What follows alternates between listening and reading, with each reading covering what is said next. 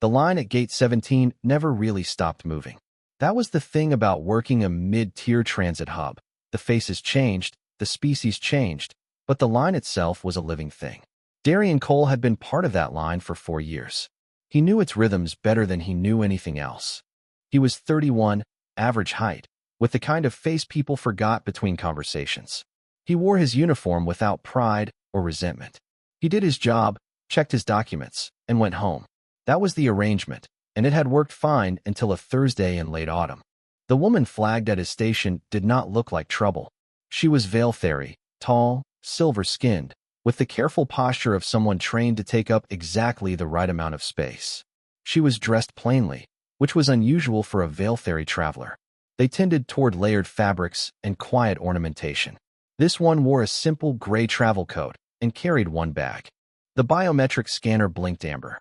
Her identity documents said her name was Sarah Vone, a private merchant from the outer Veiltheri systems. Her biosignature said something else. Not criminal, not dangerous, just mismatched. Like someone had handed her a name that did not quite fit. Protocol was simple. Amber flag meant detain and escalate. Darian glanced past her shoulder. 2 Veiltheri males, well-dressed, had stopped moving through the general flow. They were not at any checkpoint. They were watching her. One of them had a hand resting near the inner fold of his coat. That was not a customs gesture. Darian looked back at the woman. She was holding still with great effort. Her eyes did not beg, but they were steady in the way eyes get when someone is very carefully not showing fear. He stamped her documents. Cleared, he said. Then he looked up past her and raised his hand toward the 2 men. Sirs, random secondary verification. Step to the side counter, please. It was a real procedure. It would hold them for 12 to 15 minutes. The woman walked through without a word. She did not look back. The 2 men turned out to be carrying letters of authority from a Veiltheri noble house. Within an hour, they had filed a formal diplomatic complaint. They claimed Darian had deliberately obstructed an authorized retrieval operation. Director Allen, Darian's supervisor, called him into the small office with the water-stained ceiling and the motivational poster no one had ever believed in. Allen was a man who had built his career on the principle that nothing that happened on his floor should ever reach a desk above him. He explained, in a voice stripped of anything personal, that the Transit Authority could not afford a formal dispute with a Veiltheri noble house. He explained that Darian had acted outside approved protocol. He explained that, unfortunately, his employment would have to be terminated effective immediately. Darian asked if there would be a hearing. Allen slid a form across the desk. There was no hearing.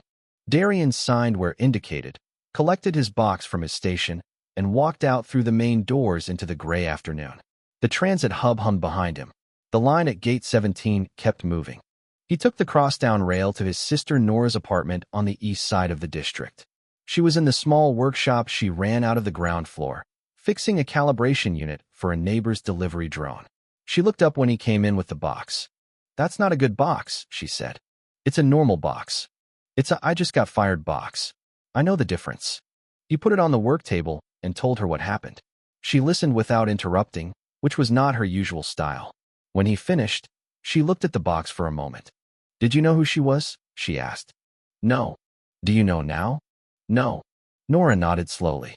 "And if you had known it was going to cost you your job?" Darian thought about the 2 men with their hands near their coats. He thought about the way the woman stood. He said nothing. Nora handed him a wrench. "Fine. Hold this while I finish the calibration unit." He held the wrench. Outside, the city moved the way it always did, indifferent and continuous, carrying everyone through their Thursday at the same rate.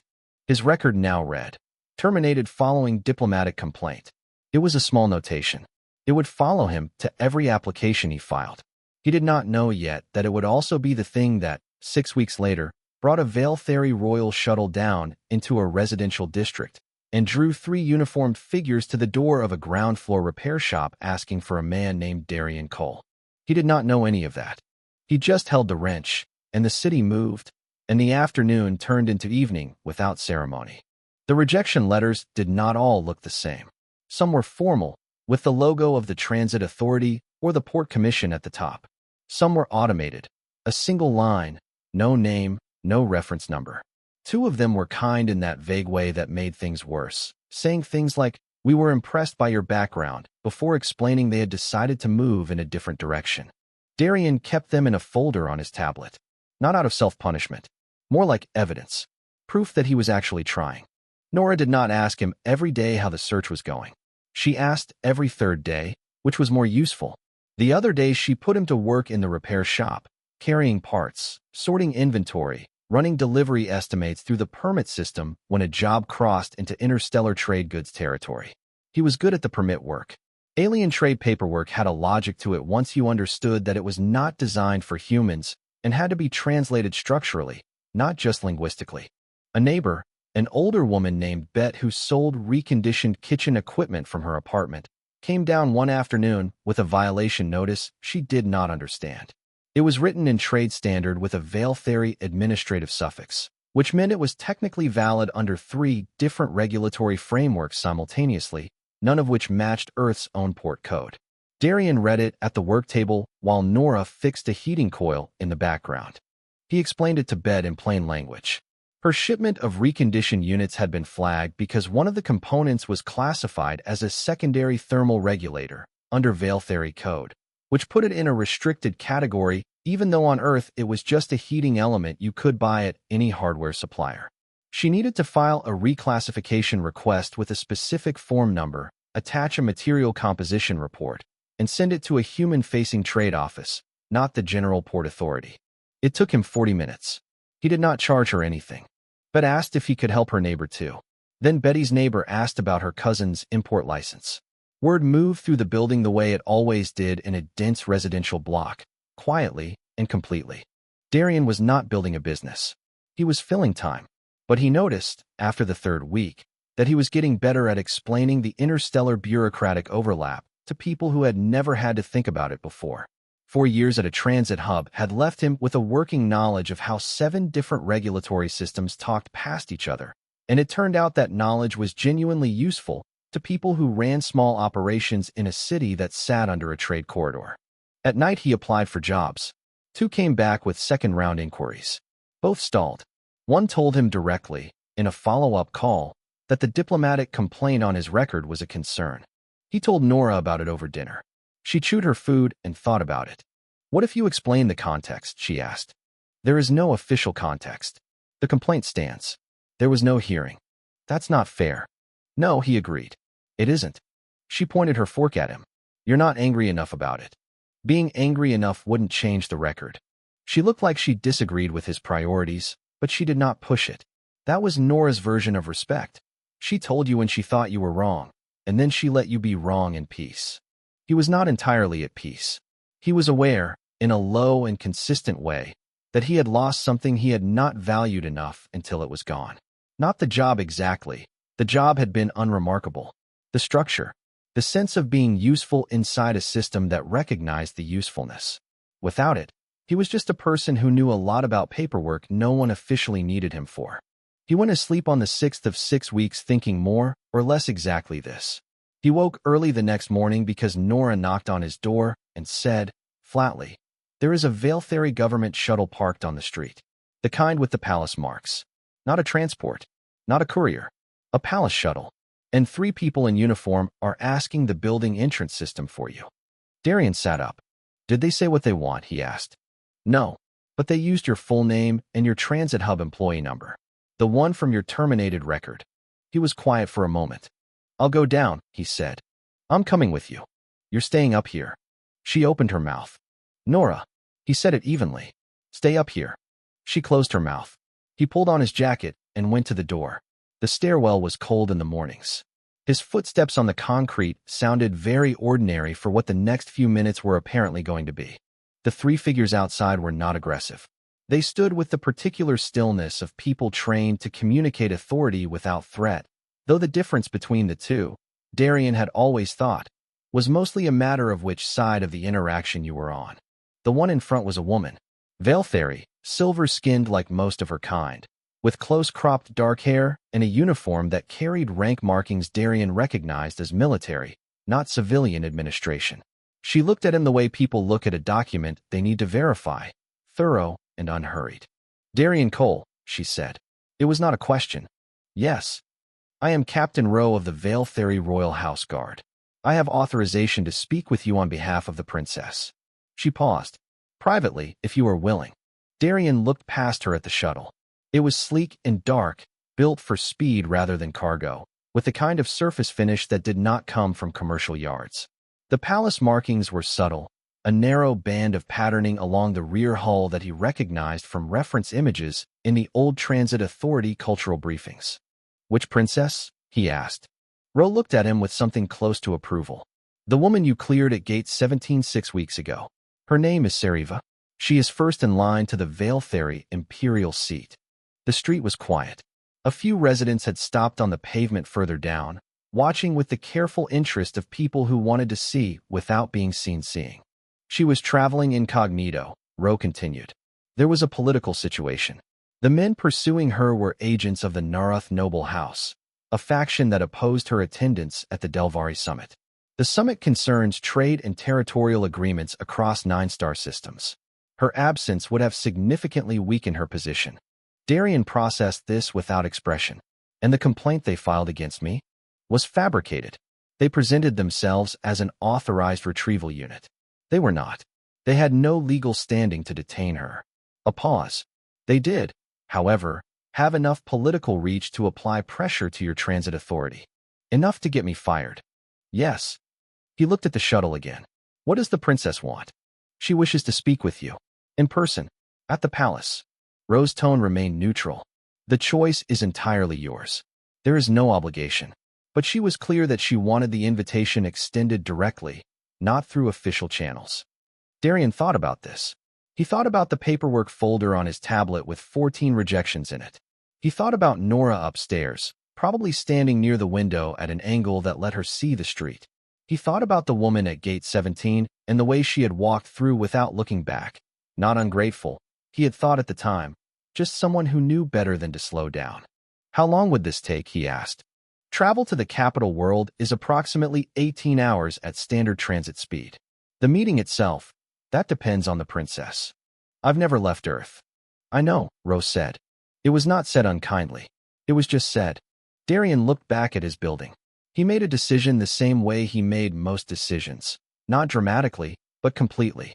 "Give me 20 minutes, he said. "I need to talk to my sister." Ro nodded. Her two colleagues did not react at all. Darian went back upstairs. Nora was not near the window.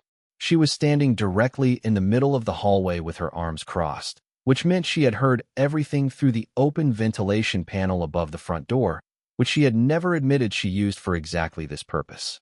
"A princess," she said. "Apparently. The one you waved through." "Yes." She stared at him for a long moment. Then she turned and went to the kitchen and came back with a folded jacket, his good one, the dark gray one he wore to job interviews. She held it out to him. "Put this on. That one has a stain on the cuff." He changed jackets.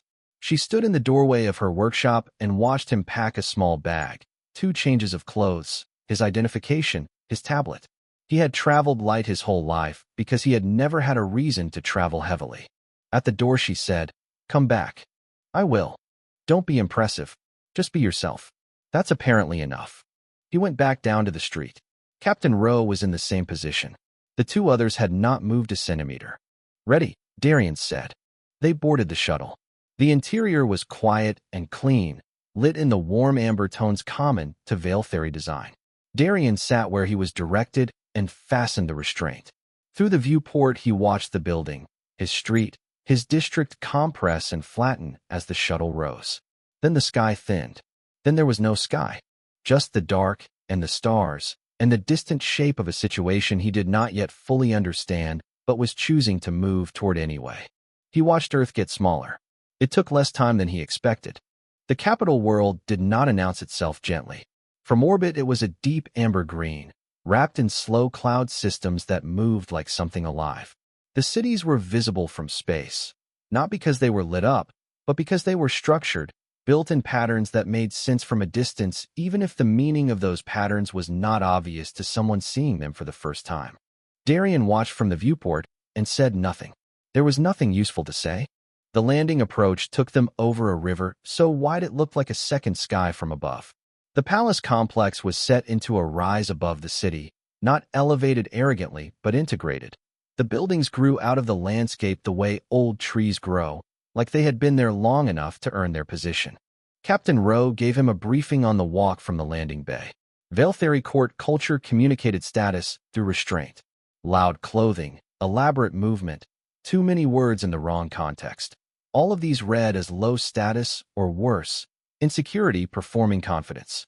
Darien, who dressed plainly and spoke when he had something to say, would either read as deeply disrespectful or quietly authoritative, depending on who was watching. Which is it likely to be? He asked. That depends on the day, Rose said. The palace interior was cooler than he expected. High ceilings, pale stone, very little decoration in the corridors. What decoration existed was placed with precision.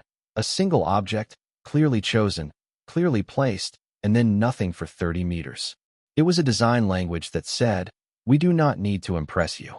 You are in the presence of something that has lasted a long time. That should be enough." Advisor Sullen met them in a reception chamber. He was older, lean, with the careful face of someone who had spent decades making sure his expressions only revealed what he wanted them to reveal. He looked at Darien the way people look at an unexpected variable in a calculation they had already finished. "The princess is prepared to meet you," he said, addressing Rowe rather than Darien. "A brief audience. Private. 30 minutes. He's been invited here by the princess herself," Rose said. "He has been invited to a conversation. That is all." Darien said nothing. Sullen glanced at him, and then looked away in a manner that conveyed, very efficiently, that Darien's silence was something he found neither impressive nor interesting, just unremarkable. Seriva was in a garden. It was an interior garden, open to the sky through a framework of pale beams, with low plants Darien did not recognize arranged in wide arcs. She was seated at a stone table, not on a throne, not in formal clothing. A plain robe, deep blue, no ornamentation. She was reading something on a thin document tablet, and she looked up when he entered with Rowe. She was taller than he remembered. Her silver skin had a faint luminescence in the natural light. Her amber eyes were direct.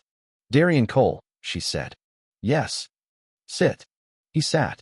Rose stood at a distance. Seriva studied him for a moment without speaking.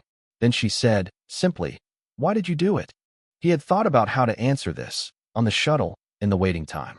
He had not arrived at anything elegant. So he said the plain thing. "You looked frightened. They looked like a problem. The math was simple." She was quiet. "You had no reason to believe I was worth the risk." "I wasn't thinking about worth," he said. "I was thinking about what was in front of me." She looked at him for a long time. 3 members of my own court were present in the transit hub that day. People with training, authority, and full knowledge of who I was. Not one of them acted. He did not know what to say to that, so he said nothing. She seemed to accept this. "There is a political difficulty. The Narath faction is claiming your action was a deliberate intervention by Earth, that your government directed you to assist me as a political play. That's not true. I know that. Proving it is more complicated." She set down her tablet. "We are also investigating how the Narath agents knew my travel route. That information was internal to the palace." She said it without drama, but the weight of it was clear. Someone inside the palace had told the Narath faction where to find her. Darien sat with this.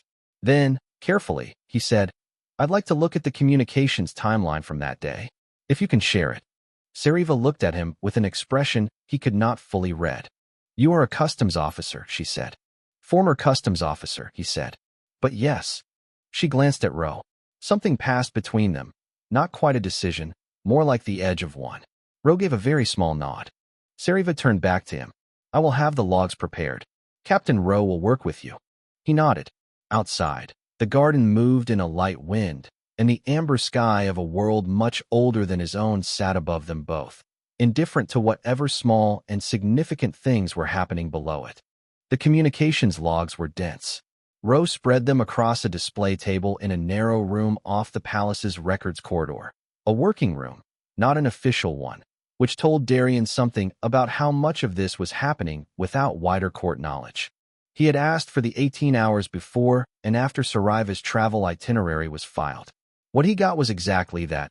Thousands of lines of routing data, message flags, access timestamps, and personnel location records. The kind of material that looked like noise until it didn't. He had spent 4 years at a transit hub reading documents that were designed, often, to obscure what was actually happening. Customs forgery was never obvious. It was always buried in the layer where two legitimate systems overlapped and created a gap that nobody was technically responsible for watching. You found forgery not by looking for the wrong thing, but by looking for the thing that was slightly more correct than it had any reason to be. He started with the timeline.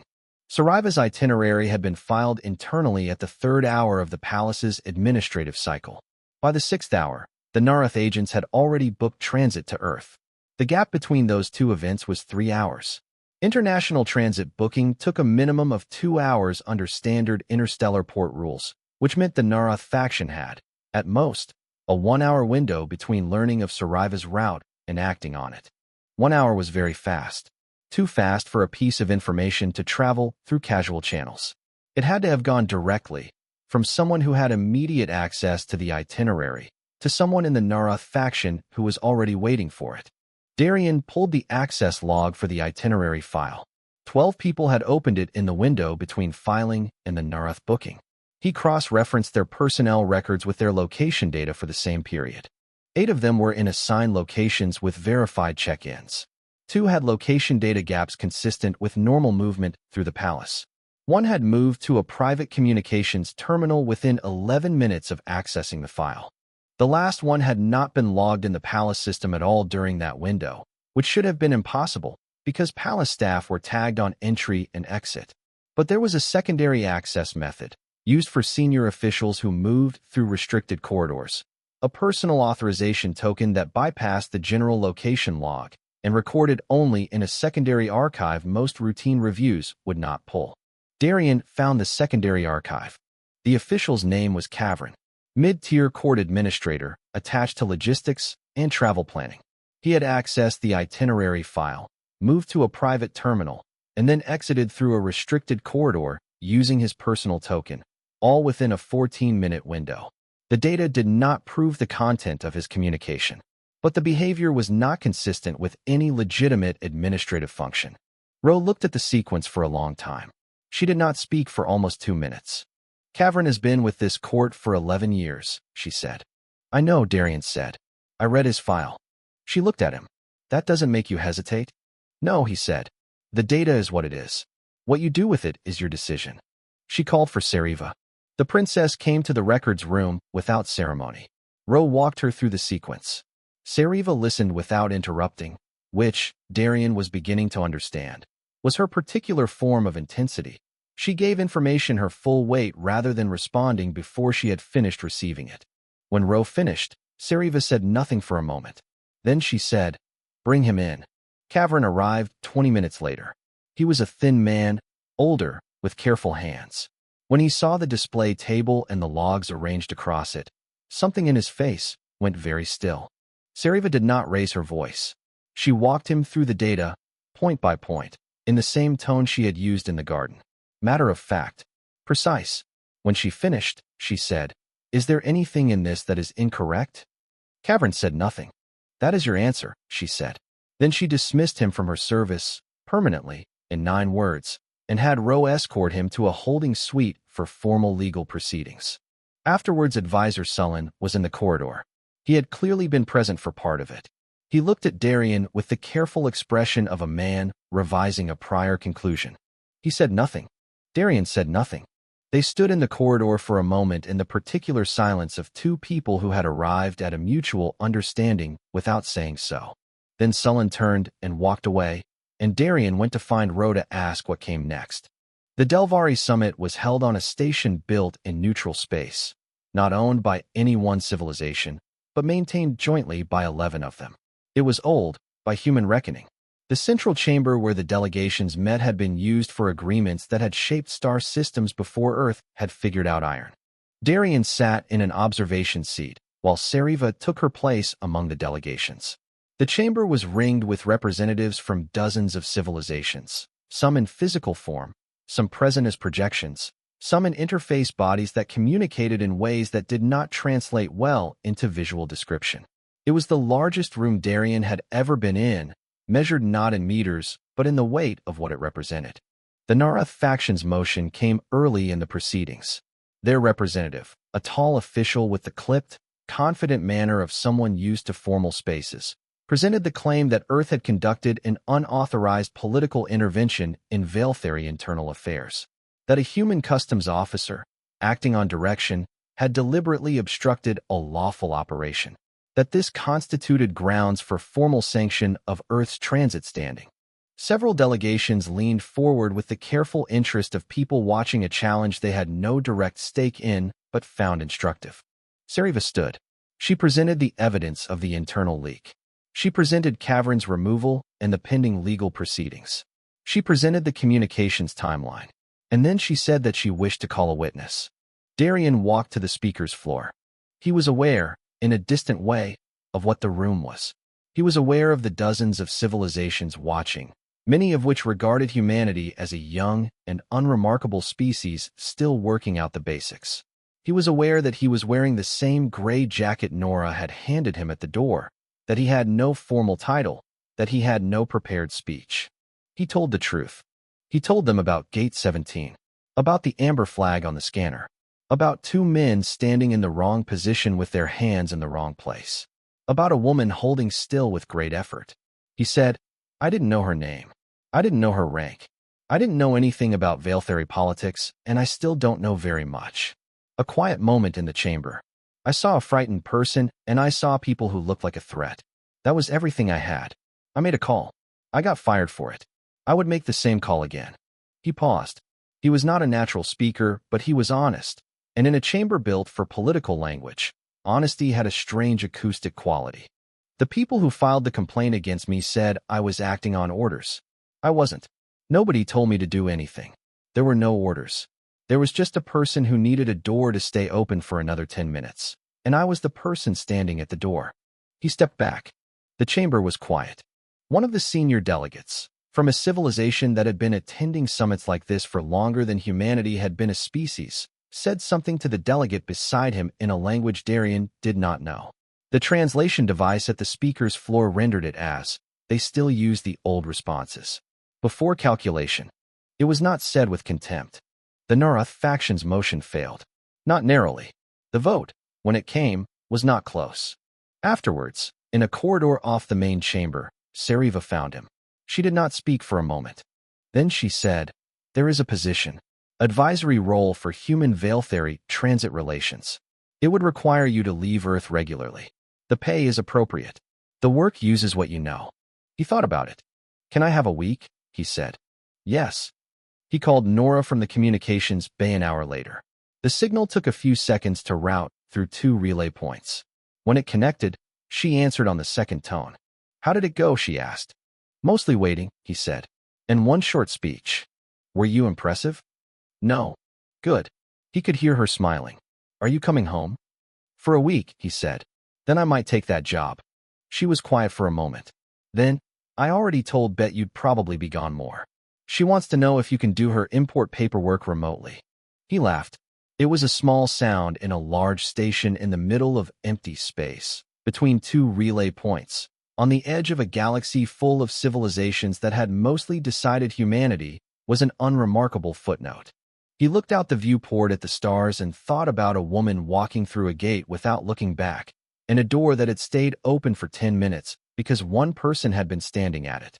That was all it had been. That was enough that you said, Muyi story ka jo thumb nia yaliki hia iska best thumbnail benane, kia liya 3 lines mayor idea do.